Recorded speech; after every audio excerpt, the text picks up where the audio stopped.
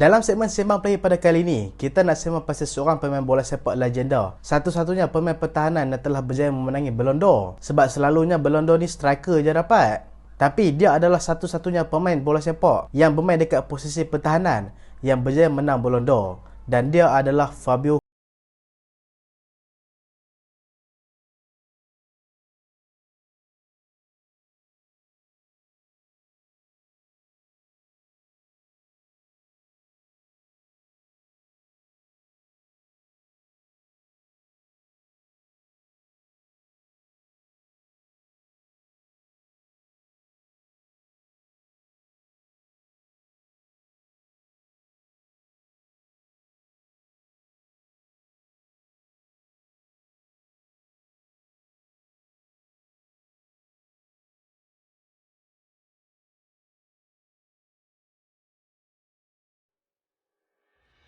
Assalamualaikum dan selamat datang ke Pala Bola Studio. So hari ni kita nak sembang pasal seorang player bola sepak, antara pemain pertahanan terbaik yang pernah ada dalam dunia bola sepak, iaitu Fabio Cannavaro. Hebat Fabio Cannavaro ni sampai dia ni ada gelaran sendiri tau. Orang panggil dia sebagai The Berlin Wall. Tapi pasal apa orang panggil dia The Berlin Wall? Dia ni orang Itali. Berlin ni kan dekat Jerman. Sekejap lagi aku bagi tahu pasal apa. Fabio Cannavaro lahir pada 13 September 1973. Dia ni lahir dekat kota Naples, iaitu bandar Napoli lah. Dia ni lahir dalam family yang boleh kita kata sebagai sederhana lah. Mak dia adalah seorang pembantu rumah dan ayah dia ni raja bank. Dengar raja bank ni jangan kata kemah. Sebab kalau cleaner dekat bank pun orang kata kerja bank juga. Tapi ayah dia ni bekerja sebagai kerani dekat bank. Dia ni ada lagi dua adik-beradik tau. Tapi yang famous iaitu seorang adik dia yang bernama Paolo Cannavaro. Kita tengok cerita dia waktu dia muda dulu macam mana. Waktu Cannavaro ni muda, dia ni start main dekat akademi dekat satu kelab dekat Itali, iaitu satu kelab yang bernama Bagnoli. Lepas tu pasukan Napoli yang memang selalu memantau bakat-bakat muda yang ada dekat situ telah terkesan dengan seorang pemain bola sepak yang berbakat ni, iaitu Fabio Cannavaro. So apa dia buat? Dia terus rekrut dia masuk dalam tim akademi pasukan Napoli. Dan bila lahir dekat Napoli, kelab kegemaran Cannavaro mestilah Napoli. Sebab waktu tu kebetulan Cannavaro ni membesar melihat kehebatan pasukan Napoli yang waktu tu dipimpin oleh Diego Armando Maradona. Sebab Napoli sebelum tu bukanlah pasukan yang besar, tapi selepas kedatangan Maradona telah berjaya mengangkat performa pasukan Napoli bukan saja dekat Itali tapi dekat Eropah sekali. So waktu ni Cannavaro bila dia offer masuk akademi pasukan Napoli memang dia tak tolak lah. Lagi-lagi dia dapat tengok Maradona main depan mata dia. Bila dia join akademi, dia ni banyak jadi ball boy waktu perlawanan official pasukan Napoli. Tapi kalau hampa nak tahu, Fabio Cannavaro ni sebenarnya dekat akademi, dia ni bukan main center back tau. Dia ni main sebagai pemain tengah, ataupun lebih tepat sebagai pemain tengah kanan, ataupun lebih tepat iaitu right midfielder. Sebab waktu tu idola dia adalah antara midfield terbaik dalam negara Itali, iaitu Marco Tardelli. Tapi disebabkan mengalami kesukaran dan dia rasa dia ni bukan ditakdirkan untuk menjadi seorang center back, dan coach tim akademi dekat Napoli pun nampak bakat dia ni. So coach tim muda ni letakkan dia dekat posisi pertahanan tengah. Walaupun tak suka main dekat situ, tapi sebenarnya bakat dia memang besar bila main sebagai seorang center back. Cannavaro ni start mendapat perhatian lah. Cerita dia waktu tu dekat training ground. Pasukan Napoli tengah berlatih dan Cannavaro ni pun dijemput untuk berlatih bersama senior team. Dan waktu training, Cannavaro ni mendapat perhatian disebabkan dia ni telah melakukan terjahan keras dekat megastar pasukan Napoli tentu. Siapa dia nak tahu? Maradona. Dia tackle keras dekat Maradona. Waktu tu memang semua pandai sebab takut Maradona ni injured. Sampai dia ni hampir-hampir dia pun ni nak ugut dia, nak buang dia daripada pasukan Napoli terus. Tapi tentu nasib baiklah sebab Maradona cover dia balik. Sebab Maradona ni nampak bakat yang dia ada sebagai seorang center back. Bukan setakat cover je, Maradona pun bagi book dia sendiri dekat Fabio Cannavaro sebagai tanda penghargaan. Dan Diego Maradona pun pernah cakap dekat Fabio Cannavaro supaya jangan main dengan cara ikut orang lain, main dengan cara diri hang sendiri.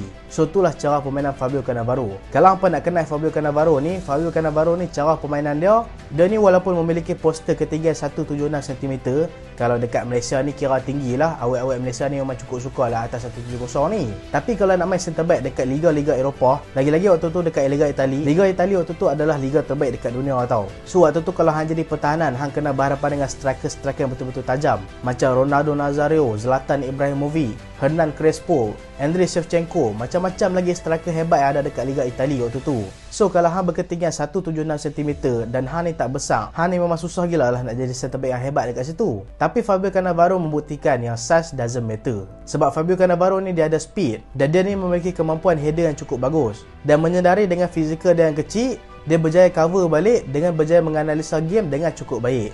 Maksudnya dia berjaya teka gerakan pasukan lawan tu sebelum kawan tu buat gerakan. So itulah sebabnya Fabio Cannavaro berjaya menjadi defender yang sangat baik.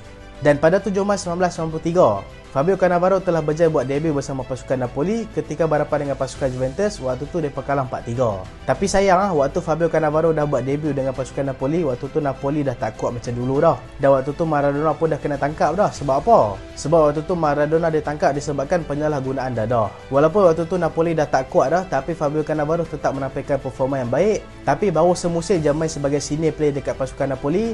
Napoli yang waktu tu mengalami krisis kewangan, terpaksa menjual pemata mereka dekat satu kelab Italia yang betul-betul kuat tentu, iaitu pasukan Parma.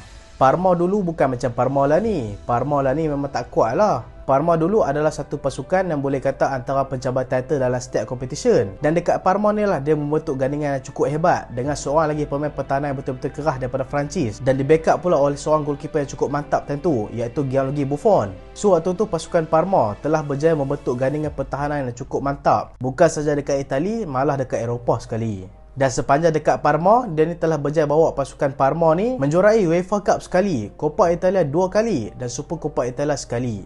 Dan sepanjang dia dekat pasukan Parma, dia ni telah berjaya buat lebih daripada 250 penampilan dan telah berjaya skor 5 gol.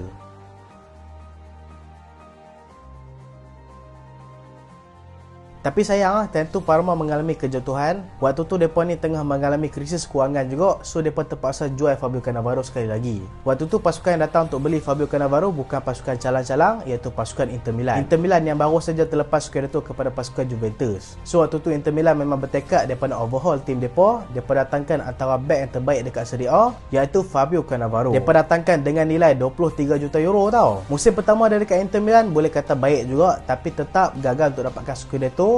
Dia dapat nombor 2 je, sekali lagi kalah dengan pasukan Juventus. Tapi berjaya masuk dekat semi final UCL musim 2002-2003, tapi kalah dengan musuh setempat mereka iaitu pasukan AC Milan yang merupakan juara pada musim tu. Tapi sayang mat, walaupun musim pertama dia boleh kata perform, tapi musim kedua dia boleh dikatakan memang teruk. Bukan sebab pasukan Inter Milan berprestasi buruk, tapi disebabkan Fabio Cannavaro ni banyak injured. Fabio Cannavaro ni dah lah kerak injured musim kedua. Lepas tu dia ni selalu dimainkan dekat posisi yang bukan posisi betul dia. So payahlah kawan ni nak perform. So disebabkan performa dia yang buruk pada musim kedua, pasukan Inter Milan memilih untuk menjual dia kepada pasukan Juventus. Ya, aku rasa memang satu tindakan yang agak bongok jugalah daripada pasukan Inter Milan. Sebab hanjai Fabio Cannavaro tu dekat satu kelab yang merupakan pencabar title dekat hang. Waktu tu pasukan Juventus tak keluarkan apa-apa duit pun untuk dapatkan Fabio Cannavaro, sebab waktu tu mereka tukar player je, iaitu Fabio Cannavaro ke Juventus, dan goalkeeper pasukan Juventus iaitu Fabian Chiellini berpindah ke pasukan Inter Milan. Dekat Juventus lah dia jumpa balik bekas teammate dia yang pernah main dekat Parma dulu, iaitu Lilian Thuram dan juga Gianluigi Buffon. Dan bila dia jumpa teammate dia balik, mereka dah ada keserasian dah. Lepas tu tunggu meletup je lah. Dan memang betul ya, mereka meletup mat. Menang Liga 2 musim berturut-turut. Waktu tu Juventus memang prime teruk. Lagi-lagi dekat bahagian defense, ada player macam Zambrotta, ada macam Bazzaretti dan juga Jonathan Zebina. Selain Fabio Cannavaro dan juga Lilian Thuram, ada banyak lagi lah, tapi ni salah satu player dia lah. Mereka berjaya menang Scudetto pada tahun 2005-2006 tau. 2 tahun berturut-turut. Disebabkan performa hebat dia dekat Juventus tentu, dia telah berjaya mendapat anugerah pemain pertahanan terbaik dalam Serie A. Bukan saja pemain pertahanan, dia juga dapat anugerah pemain bola sepak terbaik dalam Serie A. Tapi sayang sekali lagi amat, disebabkan skandal Calciopoli waktu tu, pasukan Juventus telah terjerat dengan skandal Calciopoli. InsyaAllah lah nanti pada bola misteri kita akan cover skandal Calciopoli ni apa. Tapi waktu tu Juventus telah terjerat dengan skandal Calciopoli dan mereka ni pun telah disingkirkan ke Serie B. So waktu tu banyaklah player-player bintang mereka ni memilih untuk keluar daripada pasukan Juventus. Bukan saja mereka ni terkeluar daripada Serie A, mereka masuk Serie B, title Serie A yang mereka menang sebelum tu pun telah ditarik balik. So kalau tengok balik rekod trofi Fabio Cannavaro dengan pasukan Juventus, so boleh kata tak ada lah, sebab semua title mereka ni ditarik balik. Tapi waktu tu Fabio Cannavaro fokus untuk Piala Dunia pada tahun 2006. Waktu tu pasukan Itali memang tak jadi favourite langsung tau. Sebab waktu tu ramai mencemuh pasukan Itali disebabkan skandal Calciopoli ni. Walaupun kalau hang tengok balik skuad Itali waktu 2006 memang prime gila. Daripada goalkeeper ke defense ke midfield ke striker semua solid. Walaupun tak menjadi pasukan favourite dalam World Cup kali ni, tapi pasukan Itali berjaya menutup mulut pengkritik mereka apabila berjaya menjadi johan pada edisi kali ini.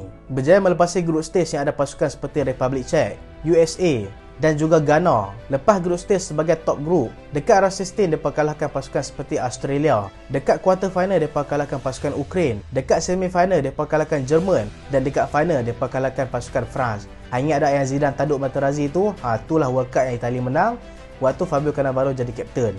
Dan antara semua game ni, satu performa yang cukup bagus daripada Fabio Cannavaro adalah ketika pasukan Itali lawan dengan pasukan Jerman dekat semifinal.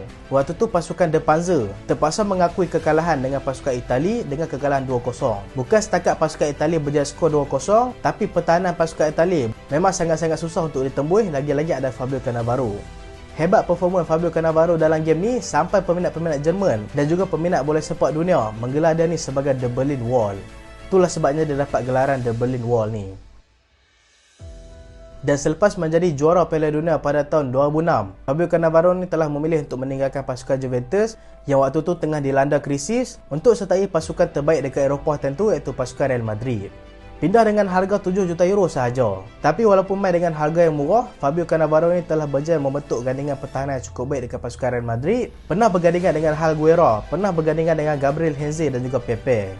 Waktu ni walaupun Sergio Ramos dah ada dah, tapi dia mendekat right back lah. Dan disebabkan performan hebat dia sebelum tu dekat World Cup, Fabio Cannavaro ni telah berjaya memenangi 2 trofi individu, iaitu anugerah pemain terbaik tahunan pada tahun 2006 dan juga anugerah Ballon d'Or pada 2006.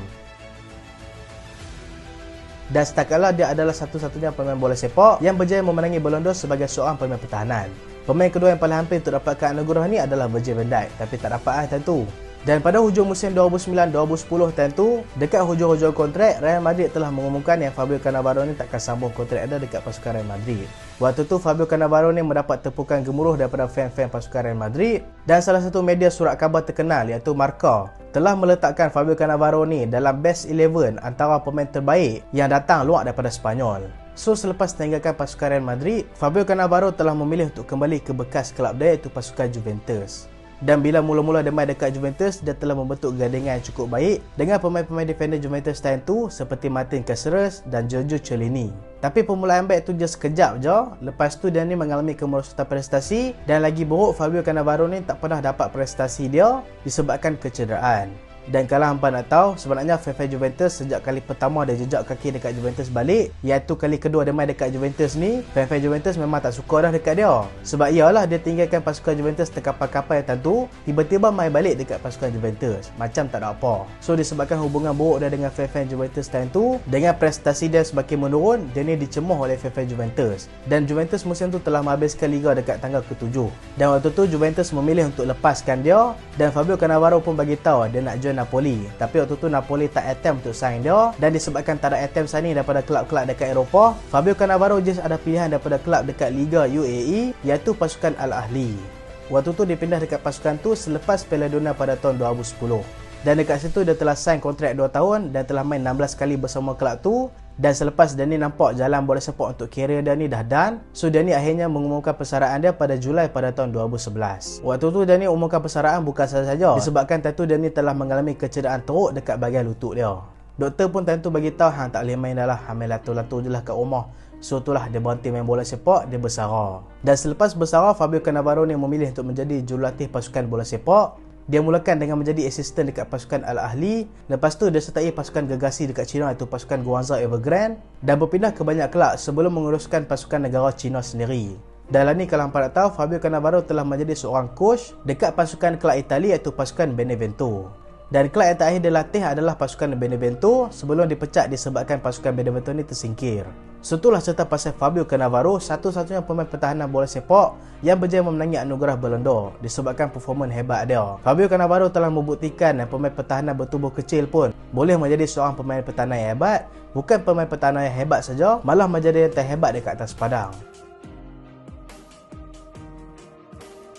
So itulah video kali ni. Siapa lagi player yang hampa nak aku sembang lepas ni, hampa boleh komen kat bawah, okey? Dan terima kasih sebab tengok sampai habis. Jangan lupa like, jangan lupa share, jangan lupa subscribe. Aku Solehan, Assalamualaikum.